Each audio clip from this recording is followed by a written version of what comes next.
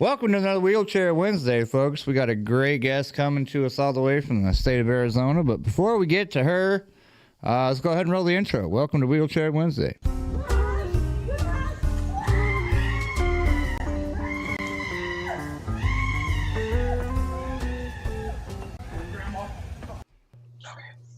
All right, y'all, let's welcome Victoria Burmeister to the program. Bring her up here. How are you, Victoria? There you are. I'm well, thank you. And yourself? Oh, doing pretty good. Considering, you know what I mean? You know how the life is. Any day you get up and go about and have a good day, it's a good day. Now, first off, I just want to say welcome to the show. Thanks for being a part of it and telling your story. Second off, absolutely. Second off, we're just going to run through some questions real quick. It's a live show. If somebody wants to talk and ask a question, I'll let you know. Just pretty much answer the best of your ability. So the first big one I got for you is probably one you get all the time is how did it happen? Okay, well, it was, I remember exactly what I was planning on doing that night. We were going to go cruising. And so I was going back into town and I entered into a 25-mile-an-hour corner. I went to downshift. It wouldn't take second. Tried again and it wouldn't go. So I tried third and it was like stuck in neutral. I ended up hitting the gravel on the side of the road. Then I hit a tree and the whiplash motion broke my neck. The third vertebrae slid over the fourth, taking the spinal cord with it. And the higher you damage your spinal cord, the more damage that's done to the body. Doctor said I would be nothing more than a head attached to a body, not able to move or feel below the level of injury. By the grace of God, I have far surpassed any hope that they gave me. And I have raised 2 miracle babies and been a busy stay-at-home mom that was never at home. I just, did the normal things that any mom would do. And I, went along the path of combining mind and body wellness based on what I was introduced to and how it's affected me. So it is a complete mind and body wellness.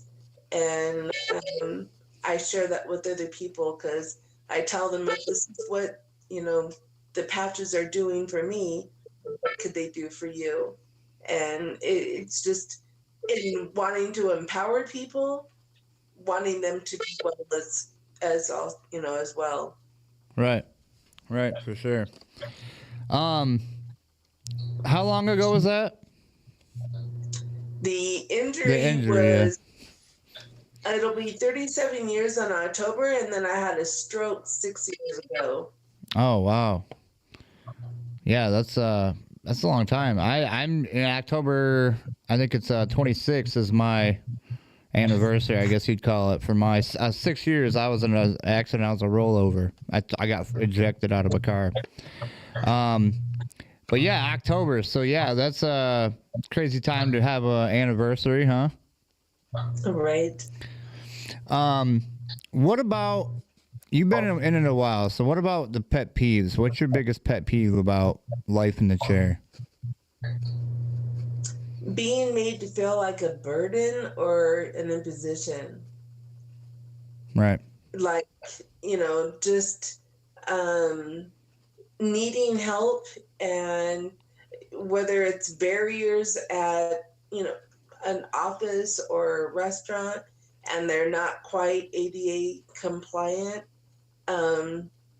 It's hard when they're like, oh, we have to make room for her kind of attitude. Mm-hmm. Yeah. Yeah, I know exactly how you feel there. More and more places are starting to, tear their stuff up and put ramps on, I've noticed. So it's slowly starting to gain some momentum, but like you said, and everybody says this world's not made for you know, the wheelchair person. No, and even though they have a ramp, that's great.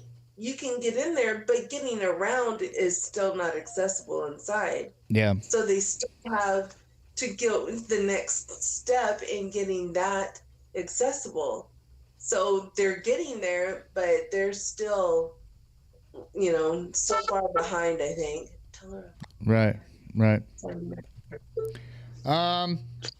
Oh yeah, don't worry about it. This isn't like a super professional podcast. Like we're not, we're not where we get dogs that jump up and kids that run around, and it's all good. You know, it's all part of life. Um, what about your biggest fear? What's your biggest fear about life in a chair?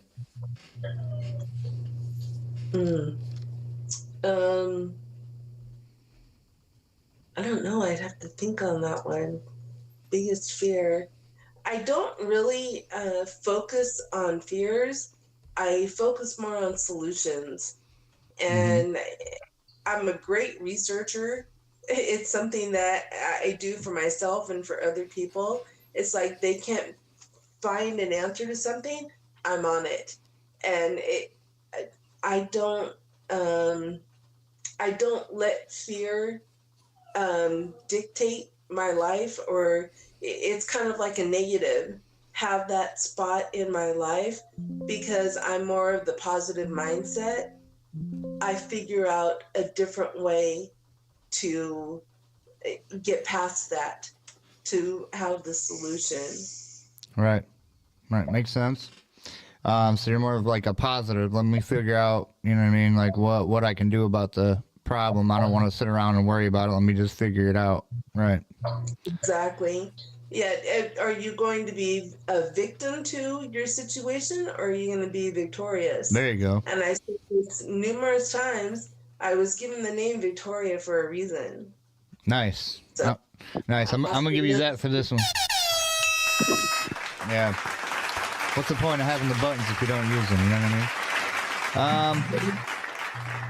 Another question I got for you is a big one that a lot of people don't want to talk about. They're scared to talk about is like dating or marriage. How does that go for you? How has it gone? How is it going? okay, well, See what I mean? yeah. Let's see. Where do I start?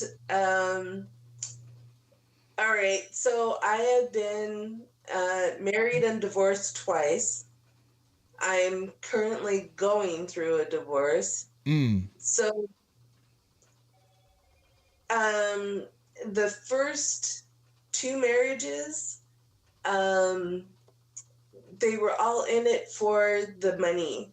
The first one refused to sign a prenup, and I had just won the lawsuit from suing General Motors.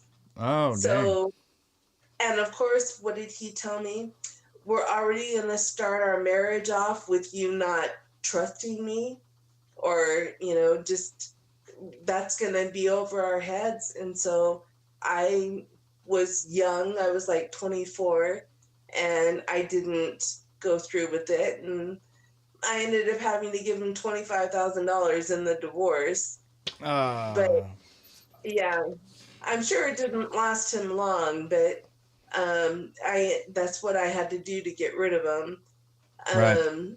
Then in my second divorce, we signed a prenup, but he had no problem putting the debit card in and out of the ATM machine. And I'm like, you are getting a paycheck.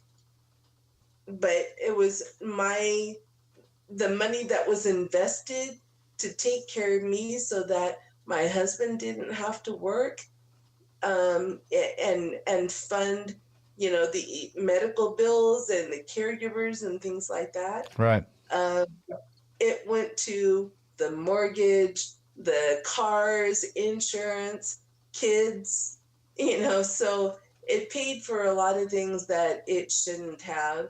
And it would have lasted probably a lot longer than the 25 years that it did. So my second marriage, we were married for 15 years and have 2 kids. Then I decided after 12 years, my kids were older, and I thought, I'm I'm going to try a dating app. So, those are, there's scammers. There are scammers on every single one of them. It doesn't matter if it's a Christian one or anything, labeled as specific kind, they are there.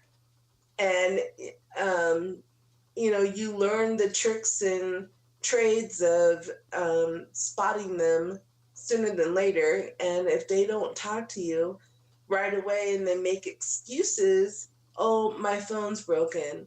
Oh, whatever. I'm not able to use my phone. I don't have enough minutes. It's like, come on, you never hear their voice. And back when I was doing I did Plenty of Fish, and OkCupid, and it was on OkCupid I got introduced to the Nigerian scammers. So it's an education in itself to do the dating apps. I did meet my current husband on Plenty of Fish. Sometimes the things that you post may not always be the complete truth. So it was a different setup, a different arrangement, and it didn't last, I guess, as long as I had hoped. But we're trying to be copacetic and still cohabitate until one of us move on. It sounds weird, but we're going to try it at least for right now. Right. Understandable. I'm sure like a lot of us, that live the life with another person, especially if they're taking care of you and every day, and it's like a thing, and it's, it's always a possibility, and it's happened to a lot of people. Right. We've been together for 8 years, married for 5. And I have my caregivers in the morning, and, he'll lay me down at night. But it's a partnership in a different sense than it is a relationship. Yeah. So, for however long it works out, it is what it is now. And I don't know if I would entertain marriage again. I don't know if I would do it through dating apps because all the hassle that's involved with those, sometimes more hassle than not. And meeting somebody through a friend hasn't always worked out either. So I don't know. I might stay single for a while and see where God, directs me. Right. See how that goes. Yeah, it's always when you're not looking, when something hits you, Yeah. Yep, for sure. Well, thanks for sharing that. A lot of similarities I could tell from, talking to a lot of other people. We all got to do all different things. What is something that you wish you could do that you're no longer able to do? Get ready myself. Do my own care. Not have to rely on somebody to get me up in the morning. Right. Yeah, that's hard. It does suck. I mean, but I'll say this. At least when you do have somebody, you got somebody. You know what I mean? Because I know what it's like to not have anybody, and then you're just sitting there stuck. Worried about going to a... Yeah. I'm sorry, go ahead. Oh, no, I was just going to say, like, getting sent to, like, a hospital center or something. Well, sometimes even having someone when they're there for a paycheck, it's not all that great either. Right. If you don't get along with them and you guys don't see eye to eye.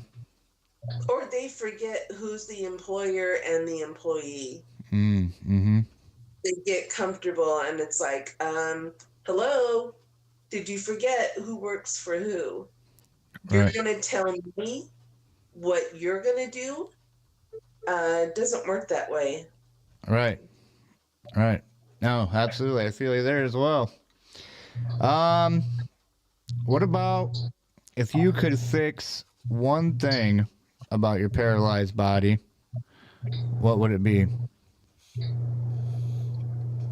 Mm. Um, Maybe an injury lower, with not still being an incomplete, so that I'm able to like use a manual chair, do more for myself, even my own care, and live on my own. Um, because I couldn't do that. I would need to, especially since the stroke. I don't trust living by myself.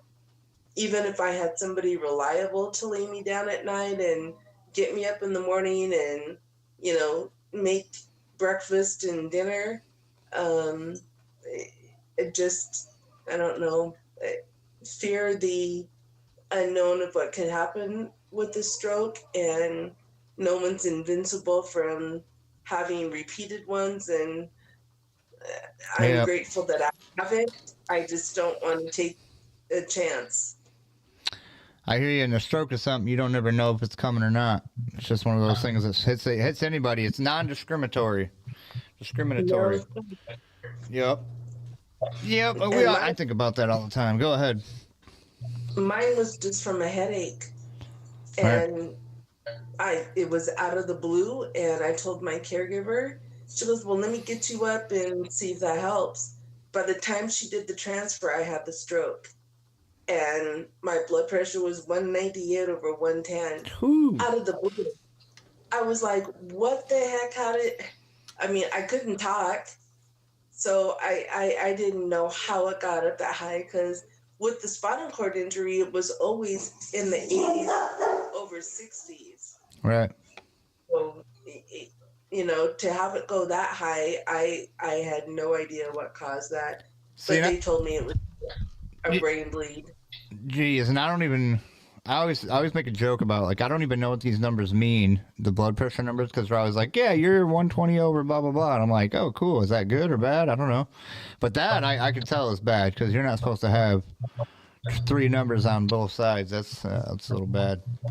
Um, It's actually the bottom number that you have to worry about being closer to 100 and over, because that's stroke. oh, So okay. if it's closer to 100, or if it's over it, then and it's consistent, then you might need to get checked out or want to, Hmm. because you could be setting yourself up for a stroke. Right. It's good advice. Good advice. Um, what about your pain level? You said you're a level what? C3, C4 C3 to incomplete. C4. Okay. What's your pain like? Actually, I'm pain free. Um, and that's something that goes along with the wellness, that I was introduced to these phototherapy patches by a good friend of mine. Mm-hmm. And she knew that I had chronic sciatica pain for 20 years. And so she gave me this little patch that's like the size of a quarter. And I'm like, what is this going to do? And I was skeptical. I'm not, I kind of saw what it did for her. And I was like, okay, I'll try it. And I noticed after we put it on my hip, it was like about an hour and a half later, I had mental clarity and I had energy without any jitters. And I'm like, okay, what's up with this patch? Well, then I continued to wear it for 2 months. And I woke up one morning and I had no pain. And when my caregiver came, I told her, I said, press on my hip. She goes, why do you want me to do that? It's going to hurt. And I said, no, just do it. So she squeezed my hip, and I looked at her and I just burst into tears. I'm like, she goes, did I hurt you? And I said, no, it's gone. And she goes, how did it go away? And I said, the only thing that's different is I've been wearing the patches, and it works from the inside out. And I've been pain free for 2.5 months now, and I Hmm. keep wearing it. And it has changed my life. It's liberated it. What are these patches called? They're by LifeWave, and they're phototherapy. So they work with the light that is inside, each of our bodies. Each cell has light in it, and it kind of triggers the body to do what it was created to do from the very beginning. In Interesting. regenerating stem cells, and it's all natural. It doesn't interfere with anything. When you get stem cell injections, they only go to that site, but with the patches, they are systemic and they go throughout the whole body. So they take care of everything, getting it back to the way our bodies were made, the way God intended them to be. And I feel that energy. It's a non-jitter. That mental clarity, a better sleep. There's a patch that Yeah, I've I'm gonna even need that. there's a patch I've used to help heal a wound that I had. And I swear it exponentially healed it in record time. I was like, wow. And so I keep wearing it to keep my skin integrity intact. And I'm wound free, pain free. The inflammation in my hips from sitting all the time is down because I've been wearing the patch, and it works through all of that. My sleep is a lot better. But the cool thing is even if for some reason I go to bed late and I have to get up 5 hours later, with the patches, I have that energy with that mental clarity, and I'm able to focus and not have to rely on coffee in the morning. It's Right. kind of nice. I'm gonna have to check that out. That sounds pretty intriguing, to say the least. Well, it's like I just said, if it's what, this is what it's doing for me, just what can it do for you? Right. Right. Yep. We're gonna have to try it. It's made by Light Waves or LifeWave. Life Wave. That's what it is. Okay. LifeWave.com. We'll have to check And that then, out. yeah, you can look at that, or my website is /Victoria Allen, all one word, lowercase. Nice. We're gonna have you send that to me too. So after this interview, we're gonna put that on the description box so that people can go below and just click it, go right to it. Sounds good. Alrighty. Awesome. Moving on to the next question. What is the one thing that helped you the most after your injury? Well, people wise, it's right away after the injury. I would say my ex-boyfriend Richard. Okay. He probably was my greatest source of encouragement, support, and strength. So in my memoir that I've written, I gave him acknowledgments of what he did for me, and we were together for 3 years. I mean, when I had the accident, we were together for 4 months, and we stayed together for a total of 3 years. And he learned how to do my care, and we lived together, and we maintained, a healthy, happy relationship for 2.5 of those years. But it ended, and it was unfortunate, but he helped me get to the next level, and I'll always give him credit for that. And then just different people that have come into my life, encouraging. And then what's changed my life totally are the patches. And I have to give credit to my friend Diana for doing that, because I don't know if you have chronic sciatica pain, Oh but yeah, it's I got pain all day, every day. oh I have well, hardware in my back holding my spine together. I'm a T3, T4. yeah, I have it from C3 to C5. Yep. So maybe I should try the patch, see what happens. I take gabapentin right now. Yep, it's gonna work through that inflammation, and that's how it helps to get rid of some of that pain. Because I, I was like, how long is that gonna take? But inflammation, we all have it, and it all depends on the person how much they have. Right. So I was a kind of one patch wonder, Diana said, because I noticed something right away. But not everybody notices that. It doesn't mean it's not working. It's just working and on something inside, Right. and that's what's more important. Yep. Don't mind me. I'm just going to share this to the local spinal cord injury groups. I feel like it's important to get it out now. But anyway, Oh speaking of which, yes, yeah, you're part of a couple of those, aren't you? I am. How do you liking the different groups that's around? um, uh, they're great. They can be supportive, but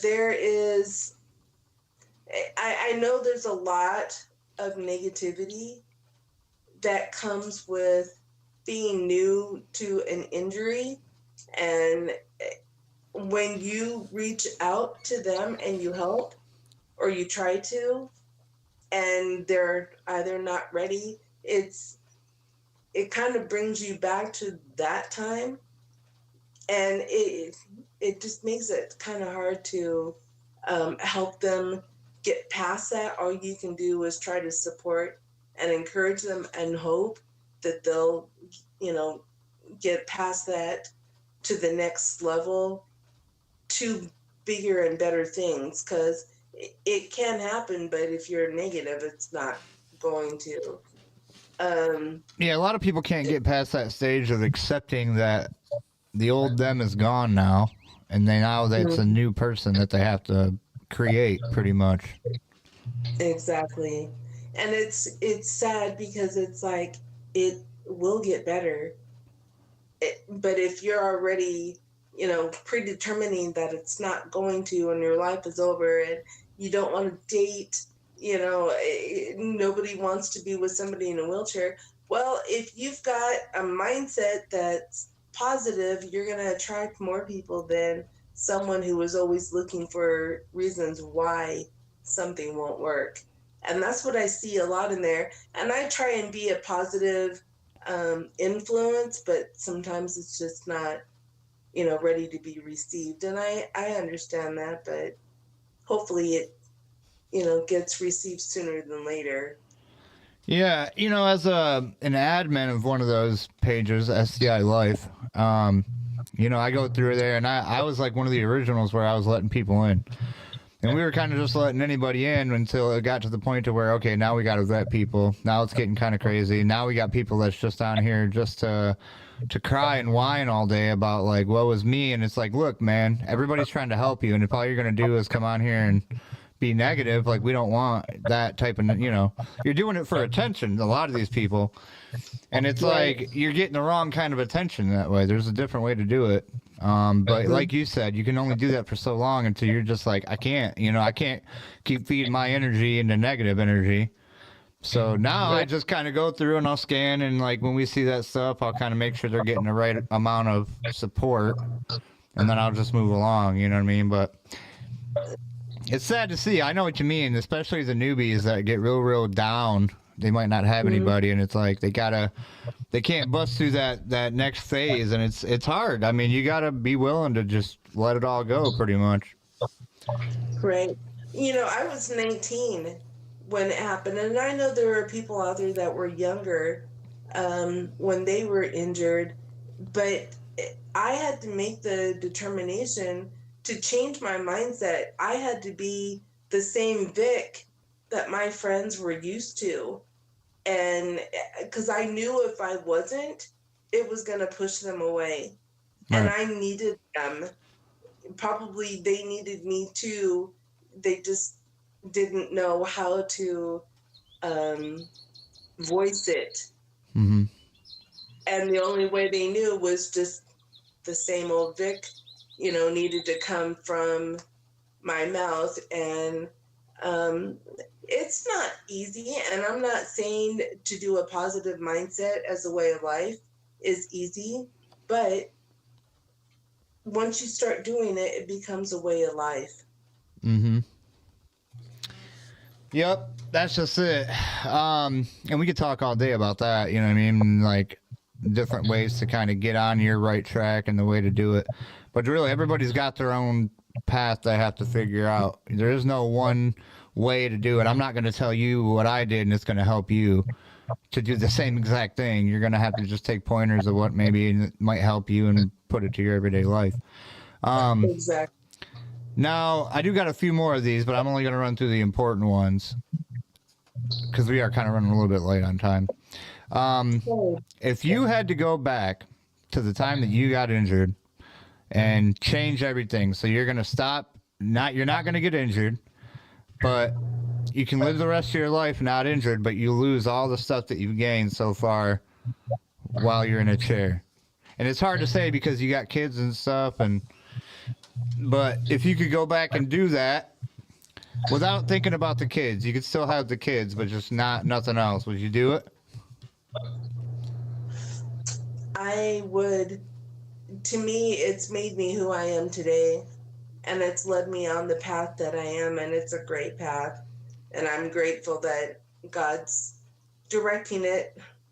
So you would stay where you're at. You wouldn't go back. Okay. No, I would not.